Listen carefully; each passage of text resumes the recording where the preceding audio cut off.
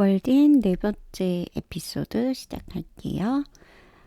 지난 분량에 이어서 이번에도 이제 옷에 관한 이야기를 하고 있는데 on the whole, 전반적으로 I think that it cannot be maintained예요. 유지되지 않는 것으로 보인다는 거죠. That dressing has in this or any country, 여기저기, 여기나 다른 나라에서나 의복이라고 하는 것이 has risen to the dignity of an art예요.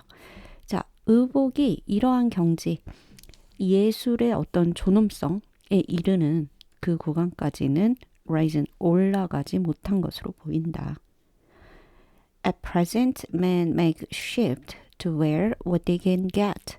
그냥 입을 수 있는 것을 임시 변통으로 그냥 입는 것 뿐이야.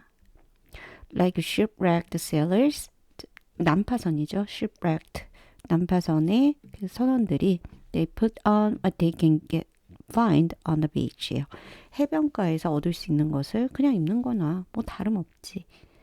And a little distance예요. 약간의 거리에서 보자면, 약간 떨어져서 보자면 whether of space or time, 장소나 시간과 관계없이 love at each other's masquerade예요. 서로의 어떤 가면극, 가장무도회 이런 것에 웃을 수밖에 없다, 웃게 된다라고 볼 수 있죠. 그러니까 우리가 굉장히 막 예술적으로 승화돼서 막 되게 힙하다 막 이렇게 있다 하더라도 시간이 지나서 혹은 물리적인 거리를 떨어져서 좀 보면은 좀 이상해 그런 거 있잖아요. 그죠? 그리고 마스큘레이드 보게 되면 가면무도회를 얘기를 하고요. 그래서 뭔가 이렇게 꾸며낸 억지스러운 것이라고도 볼 수 있겠죠. 그리고 어쩌면 우리가 정말 예술적 경지에 이르렀다라고 하는 게 옛날 어느 왕족, 왕실의 옷차림이 될 수 있을 거예요. 왜냐하면 지금도 계속해서 연구를 하고 이게 또 어느 일정 부분은 또 현대 그런 유행에 반영이 되기도 하고 그러니까 그렇지만 이제 서로가 바라보는 왕과 왕비에 대한 옷조차도 Every generation laughs at the old fashions예요. 오래된 패션을 보고 누구나 그 모든 세대들은 웃는다. 근데 맞죠? 우리도 막 8, 90년대 옷 보면서 저런 걸 어떻게 입었지? 뭐 이런 것처럼. But follows religiously the new. 그리고 맹목적으로 새로운 것을 쫓아요. We are amused at beholding the costume. 자, 우리는 이런 의상들을 보면 웃죠. Of Henry VIII or Queen Elizabeth예요. 헨리 8세나 퀸 엘리자베스의 이런 옷을 보면서 와 어깨 어떻게 이렇게 목 아플 것 같아 뭐 이런 식의 웃음, 비난할 수 있다는 거죠. As much as if it was that of the king and the queen of the Cannibal Islands예요. 마치 이 사람들이 카니발 섬의 왕과 왕비인 것처럼 웃는다는 거죠. 그리고 모든 그 커스튬들은 of a man, 그 인간에게서 좀 떨어져 있으면, 그러니까 옷을 놓는다든지, 그러니까 입고 있지 않은 상태에서의 그런 커스튬들은 굉장히 애처롭고 기괴하다라는 얘기를 해요. 자, 그럼 이 부분을 이해하기 위해서 이제 카니발 아일랜드를 봐야 되는데, 카니발이라고 하는 게 처음에 이 스페인이나 우리 유럽 쪽에서 처음 이제 뭐 콜럼버스 요 시대 때 배를 타고 미국 쪽으로 이렇게 오잖아요. 신대륙 이러면서. 근데 그때 여기 카리브해 보이시죠? 미국 아래쪽에 쿠바, 뭐 브라질 위쪽, 멕시코 위쪽 뭐 여기가 이제 카리브해가 되는데 여기에 살고 있는 이 섬의 원주민들이 스스로를 칼리나고라고 불렀대요. 그러니까 칼리나고라는 뜻도 그들의 말에서 그냥 우리라는 의미가 있다고 하는데 이제 칼리나고인데 유럽 사람들이 이 말을 잘못 듣고요. 이게 변해서 카리브가 된 거예요. 카닙 이렇게. 그래서 여기에 사는 원주민들을 카리나고라고 자신들을 지칭했는데 이 말이 이제 카리브가 됐고요. 그 다음에 어, 여기에 이런 사람들이 살고 있대라는 이야기를 유럽에서 듣고 야만이냐 뭐 걔네 식인종이래 이런 이제 소문들이 퍼지는 거죠. 그러면서 카니발이라는 말이 식인종이라는 의미로 명사와 일반화돼서 쓰였다고 합니다. 그래서 카니발이라는 말 자체가 스페니셔이고요. 그리고 처음에는 여기 살던 사람들을 의미했다가 나중에는 식인종을 지칭하는 그런 말이 되었다라고 정리가 될 수 있고요. 그래서 human cannibalism 하면은 인간을 먹는 이런 문화를 얘기를 하게 되고요. 그리고 지금도 이렇게 카니발 아일랜드라고 해서 내셔널 지오그래피에서 이 원주민들 사는 곳에 가서 취재하고 이런 것들이 있더라고요. 그래서 한 가지 흥미로운 거는 정말 야만인이라고 생각하는 요런 문화에 영국 최고의 그런 왕실이죠. 역사적으로 봤을 때도 힘이 정말 셌던 그 시기에 이 헨리 8세나 엘리자베스 1세의 옷차림을 비유를 한다는 것은 제 아무리 문명으로 이렇게 포장을 했다 한들 시간이 지나서 보면은 뭐 우리가 야만족을 보듯이 그냥 타인을 바라보는 정말 타저에서 저거 뭐야 막 이렇게 생각할 수 있다는 정말 서로풍의 뭐라고 할까요? 굉장히 극단적인 비유가 아닐까 하는 생각이 들어요. 그죠? 자, 그리고 it is only the serious eye peering from 이요. 자, 유일하게도 peering from 하면은 이 눈에서 뽑아져 나오는 진지함이라고 보셔야 돼요. from이 eye랑 엮이니까. 그래서 이 눈에서 뿜어져 나오는 유심하게 응시하는 듯 하는 강한 진지한 그런 눈빛. 그리고 sincere life passed with it. 그 옷 자체가 아니라 그 삶 자체를 통과하는 그런 진지한 삶. 그러니까 어떤 옷을 입었건 간에 그 사람의 삶이 정말 sincere life 했다면 그것은 which restrain laughter, 웃음을 억제할 수 있다. and consecrate the costume of any people 이죠. 그 어떤 사람의 옷에도 진지함을, 존엄성을 부여할 수 있다라고 합니다. 그러니까 무엇을 어떻게 입느냐 보다는 서로가 봤을 때는 serious eye, 정말 이렇게 진지하게 강렬한 눈빛, 그리고 sincere life를 산 그 삶 자체, 그 인간이야말로 그냥 어떤 옷을 입었건 그 사람의 옷에 신성성을 부여할 수 있다라고 하고요.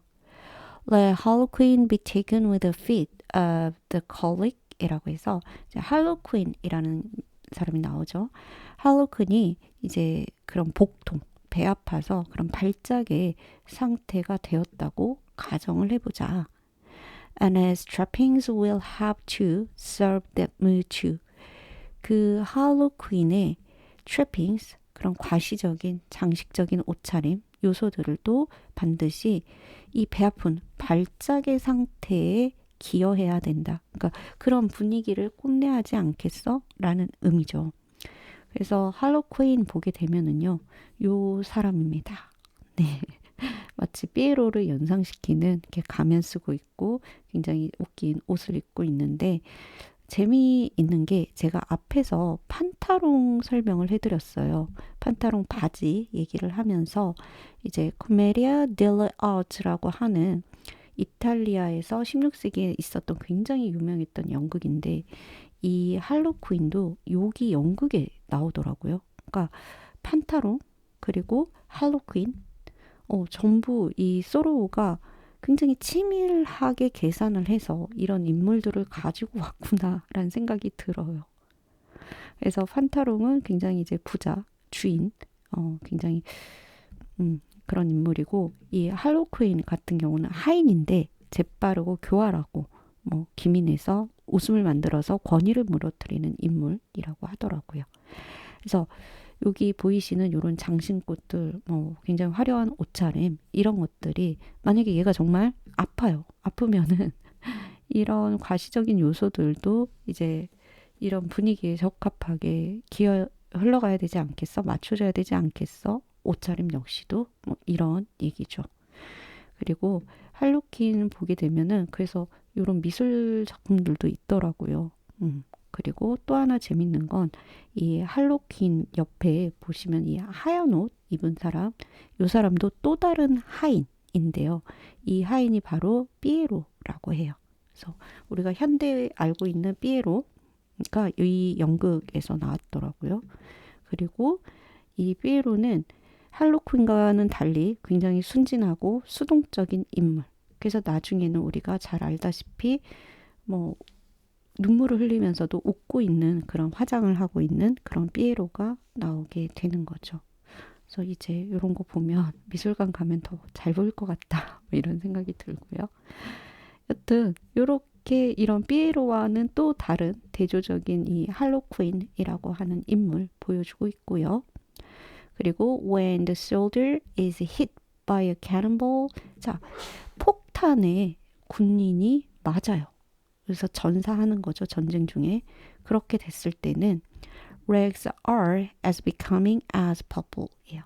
여기서 말하는 purple은 자줏빛, 영어에서 purple 자주색인데 이게 주로 왕권이나 군사적으로 이런 강함을 표현을 하는 거죠. 그래서 다 해진 군복, 누더기 천 옷을 입더라도 그 옷 자체는 이제 자줏빛이 된다라고 합니다. 즉 입고 있는 옷 자체가 중요한 게 아니라 이 군인이 장렬하게 전사를 할 때, 나라를 위해서 싸우면서 전사를 할 때는 그가 입고 있는 옷은 왕의 빛깔인 그런 퍼플이 되어야 된다라고 하는 게 소로우가 생각하는 옷의 의미인 거죠. 무엇을 걸치던 간에. 그죠? 자, 그리고 이렇게 이제 옷에 대한 소로우의 생각을 만나봤다면 데이 9, 데이 10에서는 집에 관한 이야기를 합니다.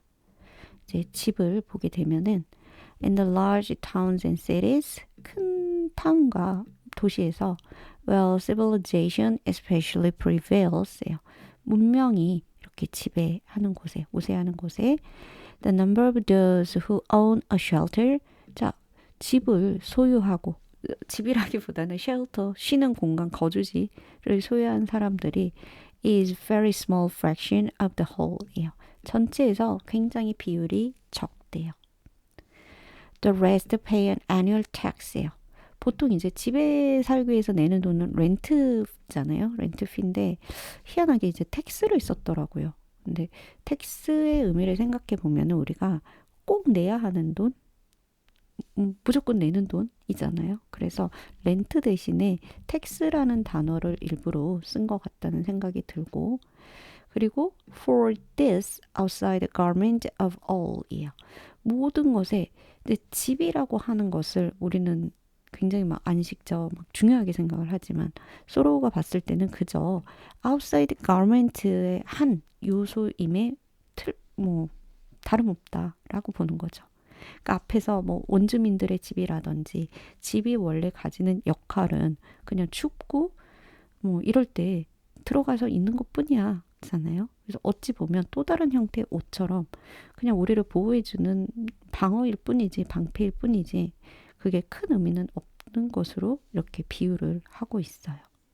그래서 여기 이 아웃사이드 가먼트 때문에 매년 이런 텍스 돈을 내고 있고 become indispensable summer and winter예요. 여름과 겨울에 정말 없어서는 안 될 필수적인 것들이 된대요. Was you to buy a village of Indian wigwams예요. 자, 이만큼 돈을 내는데요, 여러분. 이 돈이라고 하는 것은 인디언 마을, 그 예전 원주민들의 움막의 마을 전체를 사고도 남을 돈이래요. 굉장히 재밌게 풍자하고 있죠. 그리고 now helps to keep them poor as long as they live죠. 그리고 그들을 더 가난하게 만든대요. 살아 있는 동안 내내.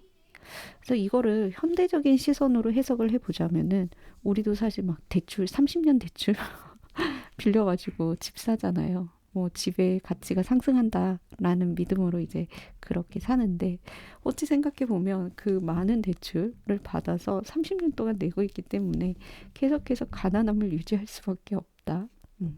대출이 있는 자로서 비슷한 감정을 느끼게 됩니다. 자, 그리고 다음 마지막 데이 10인데요.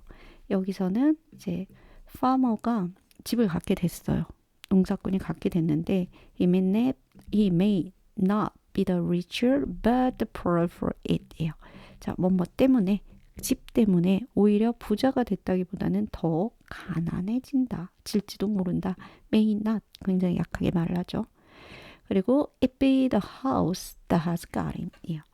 사람이 집을 소유했다고 생각하지만 아니야. 사실은 집이 그를 소유한 거일 수도 있어. 라는 굉장히 신박한 관점을 제시를 하죠.